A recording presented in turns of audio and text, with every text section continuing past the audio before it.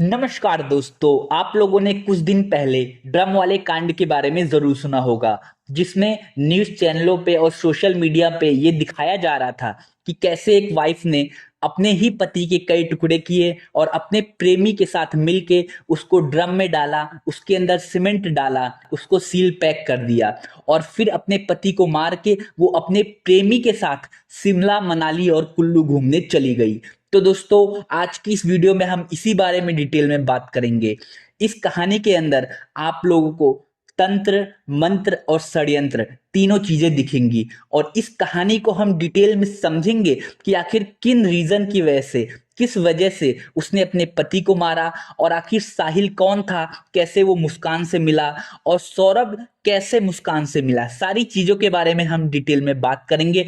लेकिन उससे पहले मैं चाहूंगा आप मेरे इस चैनल को सब्सक्राइब कर लो, ताकि मैं थोड़ा मोटिवेट हो सकूं आप लोगों के लिए और भी अच्छी अच्छी और बेहतरीन वीडियो बनाने के लिए। तो दोस्तों, अब हम स्टोरी में आगे बढ़ते हैं। सबसे पहले हम बात कर लेते हैं मुस्कान और सौरभ के बारे में। तो दोस्तों, मुस्कान और सौरभ 2016 में मिले थे।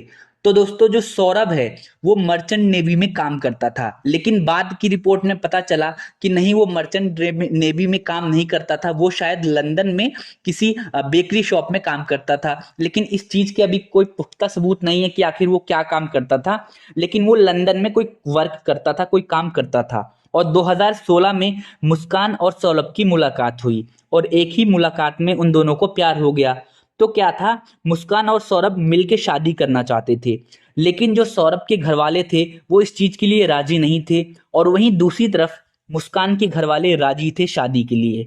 तो सौरभ अपने घर वालों के खिलाफ जाकर मुस्कान से भाग के शादी कर लेता है, मतलब मंदिर में शादी कर लेता है। एक तरह से हम कह सकते हैं कि एक लव मैरिज था।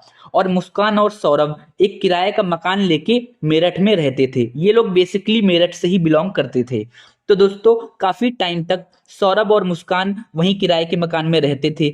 और फिर क्या हुआ, सौरभ कुछ टाइम के लिए जॉब करने के लिए दोबारा लंदन चला गया। पहले भी वो लंदन में ही जॉब करता था, लेकिन शादी के बाद कुछ टाइम तक वो अपनी वाइफ के साथ था, मतलब मुस्कान के साथ था। इसके बाद वो दोबारा लंदन चला गया जॉब करने के लिए, कमाने के लिए।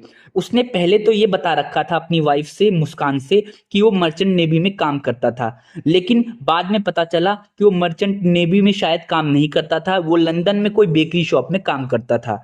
तो मुस्कान का जो पति था, मतलब सौरभ, काफी टाइम तक लंदन में रहता था, काफी सालों तक, मतलब 6 महीने या 1 साल बाद वो मुस्कान से मिलने के लिए आता था।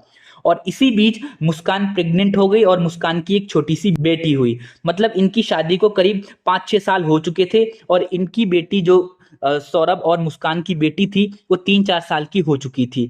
और इस बीच सौरभ कई बार घर आता था, कई बार फिर वापस लंदन चला जाता था, मतलब ये सिलसिला जारी रहता था।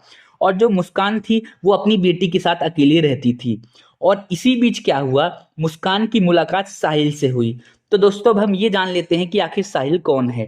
तो दोस्तों, साहिल मुस्कान का क्लासमेट हुआ करता था, मतलब मुस्कान और साहिल 8th क्लास तक साथ पढ़े थे।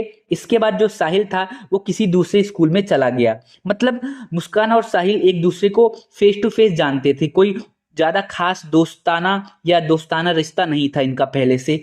लेकिन जब मुस्कान और साहिल कहीं किसी मार्केट में मिले तो मुस्कान और साहिल एक दूसरे को पहचान गए कि ये एक ही स्कूल में पढ़ते थे। इसके बाद मुस्कान और साहिल की बात होने लगी। वहीं जो मुस्कान थी वो अपने घर पे अकेली रहती थी अपनी बेटी के साथ, और वहीं दूसरी तरफ जो साहिल था वो भी घर में अकेला रहता था। साहिल की माँ थी जो कि कुछ टाइम पहले ही गुजर चुकी थी, तो इसलिए साहिल भी अकेला था।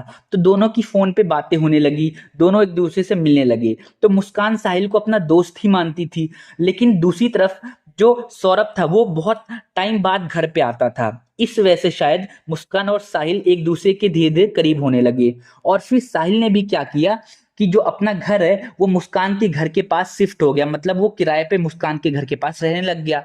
तो दोस्तों, एक बार क्या होता है, सौरभ लंदन से अपनी वाइफ से मिलने के लिए मेरठ आता है। और उस टाइम सौरभ जो मुस्कान की सारी चैट्स पढ़ लेता है, फोन जब चेक करता है तो सारी चैट्स पढ़ लेता है।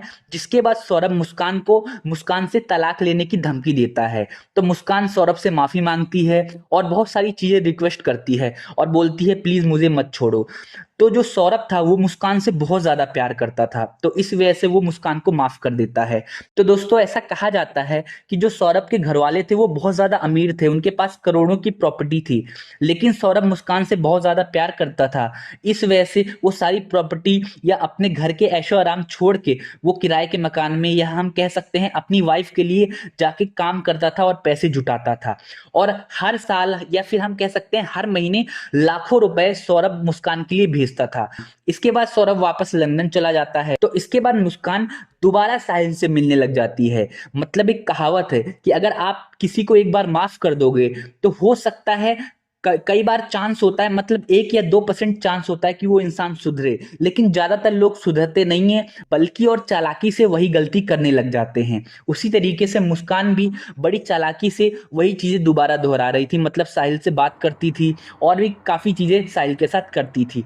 तो दोस्तों जो साहिल था वो कोई काम नहीं करता था, आवारागर्दी करता था, इधर उधर घूमता था।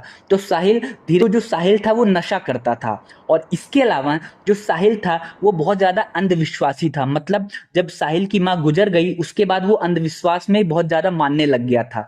साहिल क्या करता था, साहिल के पास एक फोन था, उसी फोन में उसने अपनी माँ के नाम से स्नैपचैट पे अकाउंट बना रखा था। तो तो वो अपनी माँ से ही खुद ही बात करता था, मतलब खुद ही मैसेज करता था और बोलता था मेरी माँ ने मैसेज किया है, और खुद ही उसका रिप्लाई करता था। तो जब ये बात मुस्कान को पता चली तो मुस्कान के मन में एक बात आई, क्यों ना इस चीज का मिसयूज किया जाए। तो मुस्कान ने क्या किया कि अपने भाई के नाम से एक सिम ली, और जो साहिल था उसकी माँ के नाम से एक आईडी बनाई स्नैपचैट पे, और मुस्कान क्या करती थी, साहिल को उसी आईडी से मैसेज करती थी। तो साहिल को लगने लगा कि शायद उसकी माँ उसको मैसेज करती है। तो मुस्कान क्या करती थी, मैसेज में टाइप करती थी कि मुस्कान अपने ही बारे में लिखती थी कि मुस्कान बहुत अच्छी लड़की है, उसके साथ रहना, उसका ख्याल रखना, उसकी हर बात मानना। तो साहिल को लगा कि ये सारी बातें उसकी माँ बोल रही है, तो साहिल मुस्कान की हर बात मानता था। साहिल सोचने लग गया क्यों ना मैं मुस्कान से शादी कर लूं, ये सारी चीजें चलने लगी। फिर इसके बाद क्या होता है, साहिल मुस्कान से इतना ज्यादा प्यार करने लग जाता है कि वो सोचता है क्यों ना सौरभ को रास्ते से हटा दिया जाए। तो क्या करता है, साहिल एक दिन मुस्कान के पास मैसेज करता है और बोलता है कि अगर हम लोगों को साथ रहना है तो हमें सौरभ को अपने रास्ते से हटाना पड़ेगा और हमें उसका वध करना पड़ेगा। तो मुस्कान थोड़ी देर सोचती है और इसके बाद मुस्कान बोलती है ठीक है, लेकिन हम ये काम कैसे करेंगे। इसके बाद साहिल मुस्कान के घर जाता है, दोनों मिलकर प्लानिंग करते हैं और सोचते हैं कि कैसे सौरभ को रास्ते से हटाया जाए। इसके बाद क्या होता है, ये लोग सोचते हैं कि सौरभ को कैसे वापस इंडिया बुलाया जाए।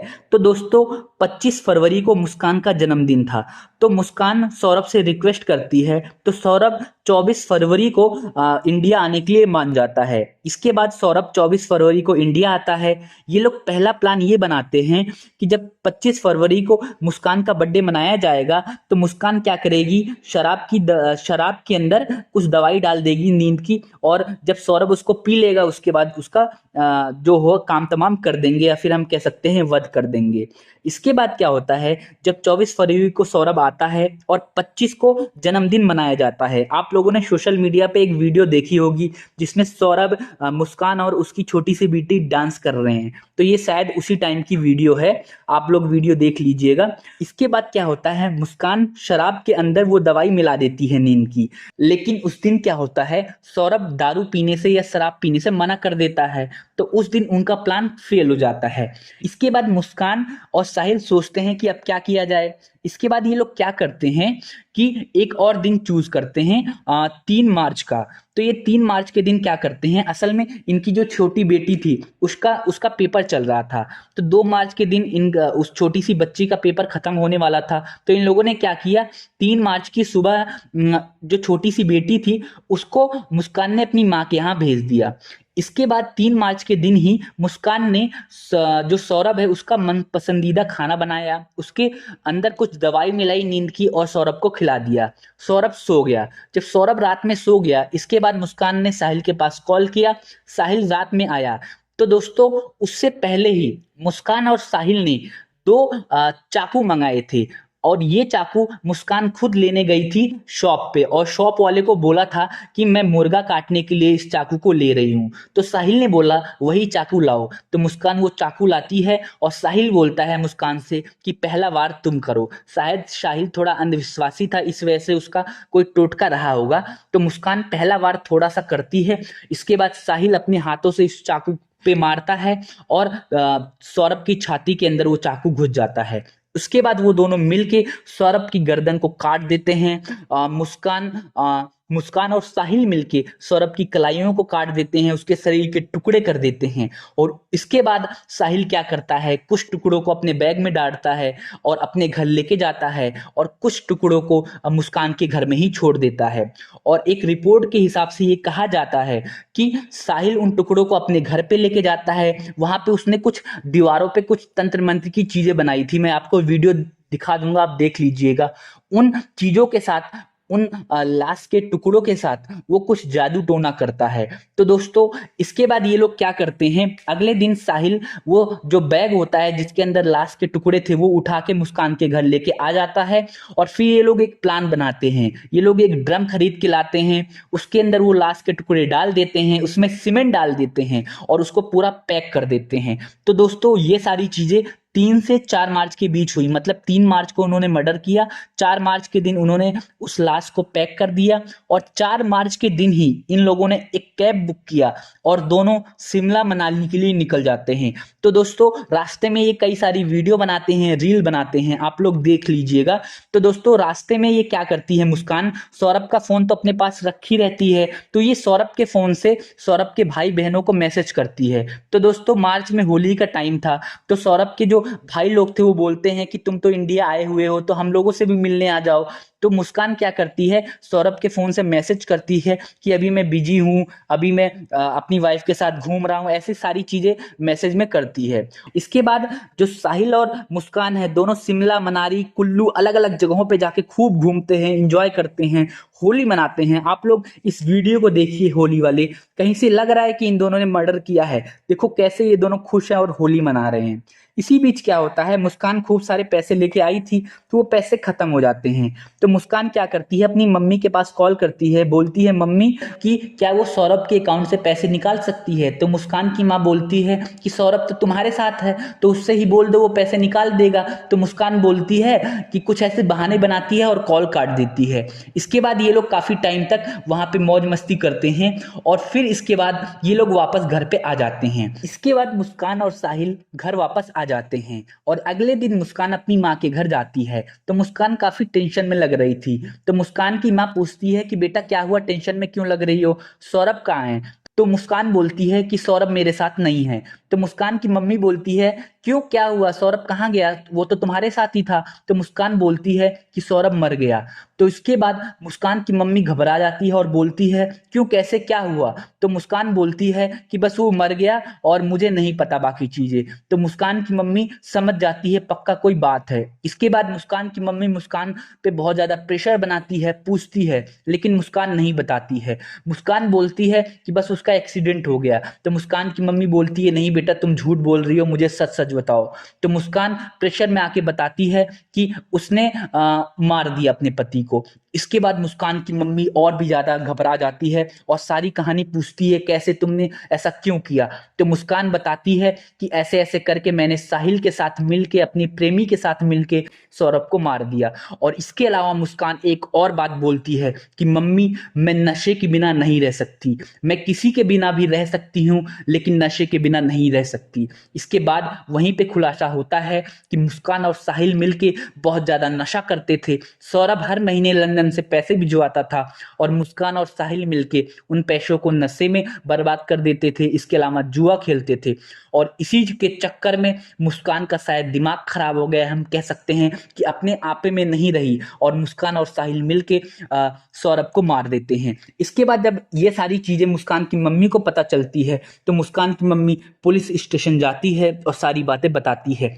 इसके बाद पुलिस मुस्कान के घर आती है और मुस्कान और साहिल को पकड़ लिया जाता है और मुस्कान और साहिल से पूछा जाता है तो ये लोग बताते हैं कि इन्होंने ड्रम में डाल रखा है। इसके बाद पुलिस वाले फोरेंसिक डिपार्टमेंट को बुलाते हैं, फोरेंसिक डिपार्टमेंट उस ड्रम को अपने पास ले जाते हैं, वहां जाके उस ड्रम को काटा जाता है और जब ड्रम को काटा जाता है तो उसमें पता चलता है कि सौरभ के छोटे छोटे टुकड़े उसमें पड़े हुए हैं।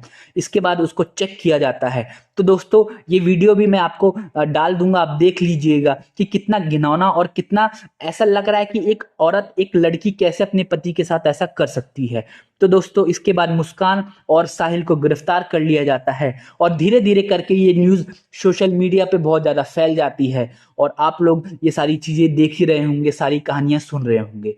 तो दोस्तों एक चीज़ और कि सोशल मीडिया पे मुस्कान की मम्मी बहुत ज़्यादा एक्टिव नज़र आ रही थी, न्यूज़ चैनल वालों को इंटरव्यू दे रही थी कि कैसे मुस्कान ने अपने पति को मार दिया और भी सारी चीज़ें बता रही थी कि मुस्कान शुरू से ही अच्छी नहीं थी, उसको फांसी होनी चाहिए, फलाना ढिकाना। तो ऐसा निकल के आ रहा है कि शायद वो मुस्कान की सौतेली माँ है और मुस्कान की मम्मी में शुरू से मतलब बनती थी, ऐसी बात नहीं है। और इसके अलावा जो सौरभ था वो मुस्कान की मम्मी को भी पैसे भेजता था। ये सारी चीज़ें निकल के आ रही हैं, लेकिन इन सारी चीज़ों में कितनी सच्चाई है अभी कुछ क्लियर नहीं है। आने वाले टाइम में इस केस के बारे में और भी डिटेल आएंगी तो मैं आप लोगों को अपडेट दे दूंगा, लेकिन इस चीज़ की मैं पुष्टि नहीं करता कि क्या वो मुस्कान की सगी मम्मी है या फिर सौतेली माँ है। तो दोस्तों उम्मीद करता हूं आपको ये कहानी पसंद आई होगी। इस कहानी के अंदर हमें कई सारी चीजें सीखने को मिलती है। पहली बात ये कि ज्यादातर लव मैरिज सक्सेस नहीं होते। ऐसा इसलिए होता है, मैं पॉइंट ऑफ व्यू रखता हूं, क्योंकि क्या होता है कि जब एक लड़की एक लड़का लव मैरिज करते हैं तो वो समाज से लड़के लव मैरिज करते हैं। तो ऐसे में क्या होता है, लड़की और लड़के के अंदर समाज का डर, एक माँ बाप का डर वो खत्म हो जाता है और जो शादी होती है वो कॉम्प्रोमाइज से चलती है। मतलब कुछ हमारे अंदर कमियां होती हैं, कुछ सामने वाली लड़की या जो लड़का है उसके अंदर कमियां होती हैं, तो हमें उन कमियों को एक्सेप्ट करके एक दूसरे के साथ रहना पड़ता है। अगर हम बोलेंगे कि हमें उस कमी को सुधारना है तो कुछ कमियां तो सुधर सकती हैं, लेकिन कुछ कमियों के साथ हमें एडजस्ट करके रहना पड़ता है। लेकिन क्या होता है, जो लोग लव मैरिज करते हैं या जिनको समाज का डर नहीं होता, वो लोग सोचते हैं कि हम खुले पंछी की तरह या आज़ादी में जिए, तो वो आज़ादी ही दोबारा उनको धोखा देने पे मजबूर कर देती है। और इसके अलावा उनके अंदर समाज का डर और माँ बाप का डर तो पहले ही खत्म हो जाता है, क्योंकि एक बार तो वो लव मैरिज कर ही चुके होते हैं। तो इस वजह से जो धोखे वाली चीजें हैं वो बढ़ जाती हैं और समाज का डर भी नहीं होता, तो लोग अगला स्टेप उठा लेते हैं। और दूसरी तरफ जो मुस्कान थी वो नशा भी करती थी और जो साहिल था वो आवारा लड़का था और ऐसा लगता था वो नशा ही करता था और इधर उधर घूमता था, तो उसके साथ मिल के नशे के अंदर उसने ये गलत फैसला ले लिया। तो दोस्तों उम्मीद करता हूं आपको इस कहानी से सीख मिली होगी। जाते जाते मैं चाहूंगा आप मेरे इस चैनल को सब्सक्राइब कर देना, ताकि मैं मोटिवेट हो सकूं आप लोगों के लिए और भी अच्छी अच्छी और बेहतरीन वीडियो बनाने के लिए।